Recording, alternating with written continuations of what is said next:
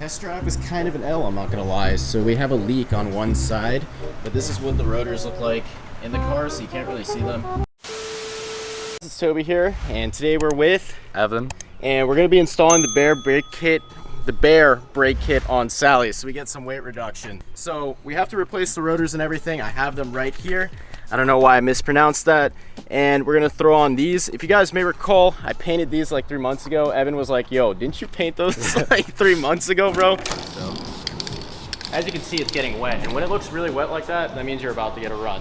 Yeah, we just never got to the install, but we're gonna do it now. So let's get Sally up on the jack stands and get to the install. See, as you guys know, the first step here is to get the car up on jack stands. It's pretty self-explanatory. Break off all the lugs, take off the lug nuts and that type of stuff. And we realized we didn't have the right like attachment for a breaker bar. So, I mean, this is just like a cool little tip, just in case if you guys didn't know. You can take your jack extension and put it on something like this small breaker bar, and you'll get more torque. So it's a lot easier to break off the lugs like that. That's how we did it, because we don't have a proper breaker bar for it. So once this wheel is off, we'll move on to the other side.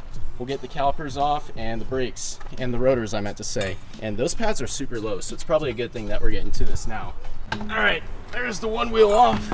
Should be a pretty simple job, actually. I mean, bro, look at the size of that Brembo. This is a 6-piston Brembo. We're putting 4-piston Baers on it, so we're gonna be removing a lot of weight out of this equation. The rotors alone weigh a big amount too, so we're gonna be cutting weight.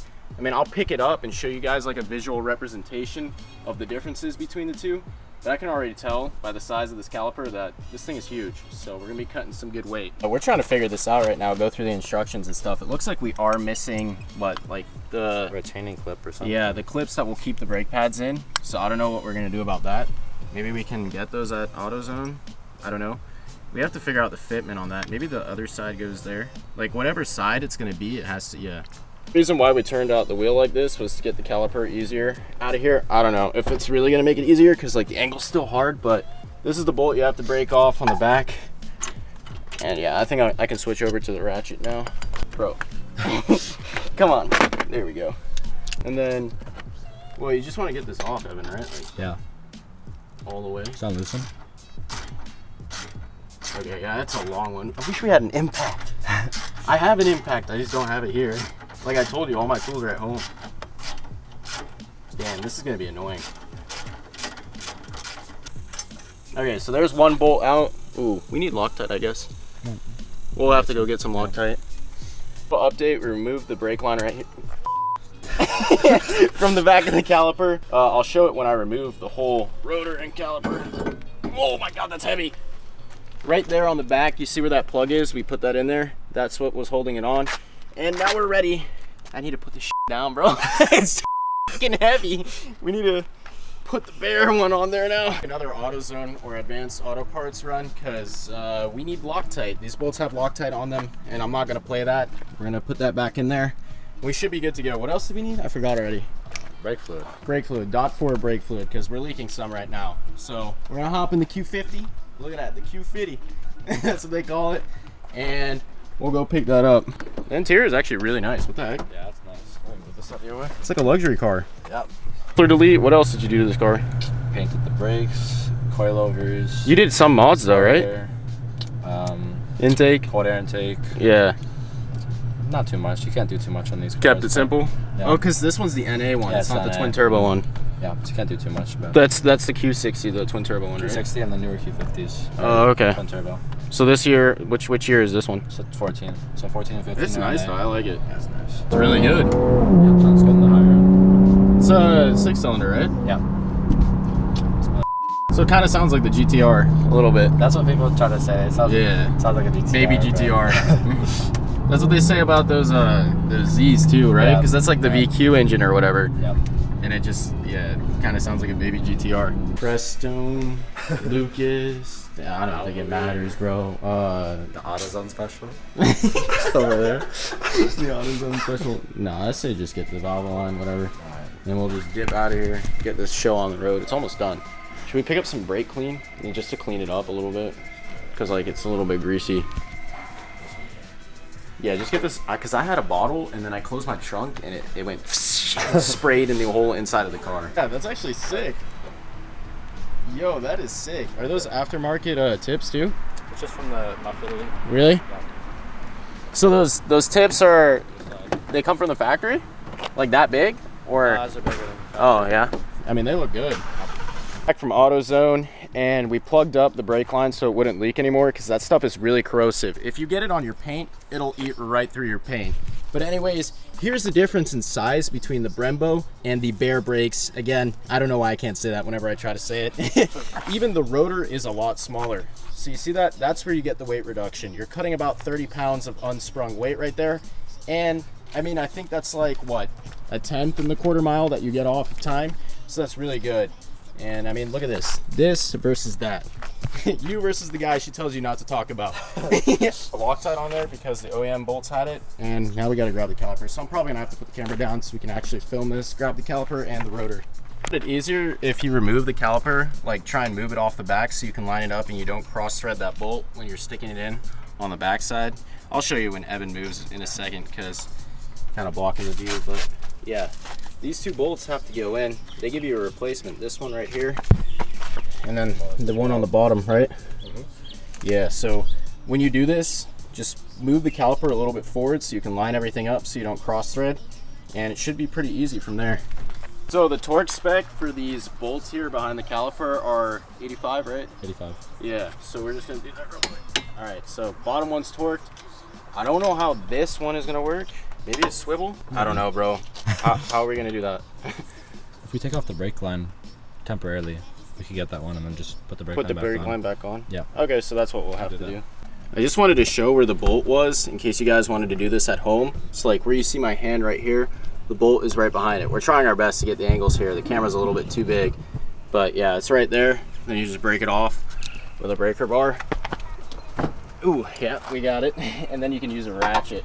And that's basically the only two bolts, right, that hold the whole thing, from what I recall. Super sweaty, but we already got this caliper done right here with the rotor. That side is all finished up. Everything is torqued to spec.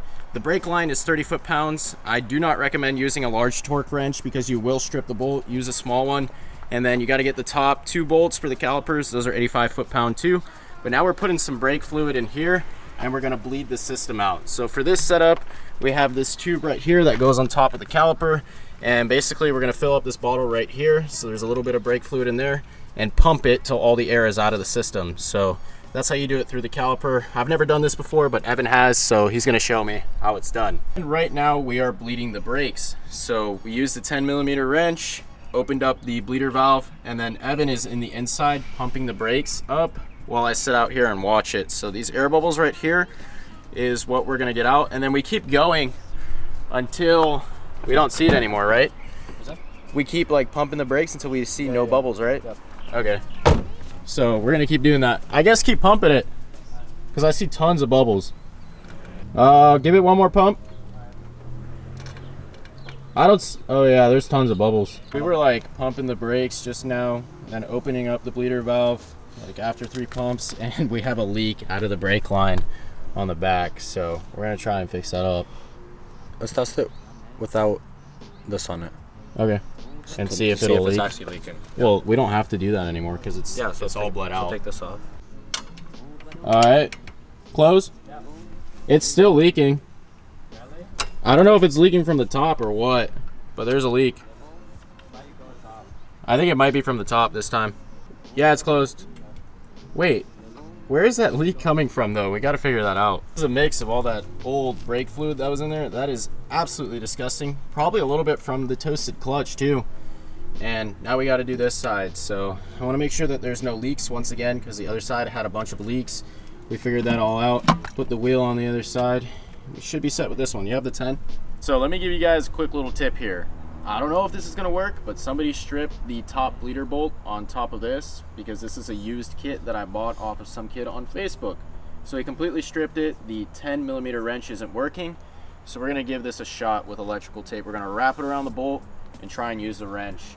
And hopefully that'll fix the problem. If it doesn't, I don't know what I'm gonna do. Oh, there we go. Jesus. Now, close it whenever you can. Tell me when you close it. I'm gonna let it go for a little bit because it's not really like coming out. Alright.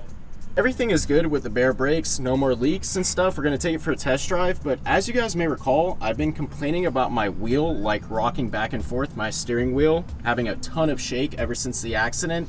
And I thought it was an alignment issue, maybe a tire balancing issue or something like that, or maybe the frame moved in the accident, but I'm looking at the upper control arm. I think that's what this is. And the bolt was hand loose like this. So that definitely could explain it. We're gonna torque it down to spec and see if that fixes the issue, because honestly, that would make sense. That's super weird that the body shop left that like that. Our test drive now to make sure that everything is okay, but I do feel marginally less braking power when I'm stepping on the brake. And I don't know if the brakes need to be bled a little bit more or what. It's a self-bleeding system, but like, I feel less braking power. Like the car doesn't stop as easily, but again, that's part of it because you're downgrading from a 6-piston to a 4-piston to save that weight with the rotors and everything. So we're gonna keep driving, and I'll give you guys the more developed opinion as I drive a little more. Everything is good. So yeah, we still have braking power. It's not like the Brembo, but good enough. All that saved weight, I think it's worth the trade-off. And I mean, everyone runs Baer brakes. I know my boys are running them. All the 9-second 6-gens are running them. So they got to put in the work. I wonder if this needs to self-bleed a little bit more and it'll feel better, or if it's just how it's going to be. But it's not bad. I mean, the car stops. So we're good. Test drive was kind of an L, I'm not going to lie. So we have a leak on one side, but this is what the rotors look like in the car, so you can't really see them with the caliper, because the caliper is tiny, 4-piston, but the leak is on this side. So I guess when we get back, we have to take the wheel off again and get it sorted out and see. But like, once again, you can't really see. I guess the slots look cool on that rotor. But that's probably gonna do it for this video. We'll have to fix that when we get back. We're getting something to eat because we're starving. So if you guys enjoyed this video, please remember to comment, like, and subscribe. And I'll have to give like a comparison long term of what I think about it. But right now there is definitely less braking power, but I mean, it's gonna make the car faster, so whatever. So I will see you guys in the next one. I'm not gonna lie, the brakes came out really good. There's a slight mismatch with the back ones because they're not the same color. But I mean, look at that. If the camera will focus, trying to get the best lighting possible. And then that's the mismatch that I was talking about, because they are a little bit of a lighter purple on the back. But I think that'll do. Overall, I've been driving on them and they're actually really solid. They still stop extremely well, and I don't really notice that much of a difference.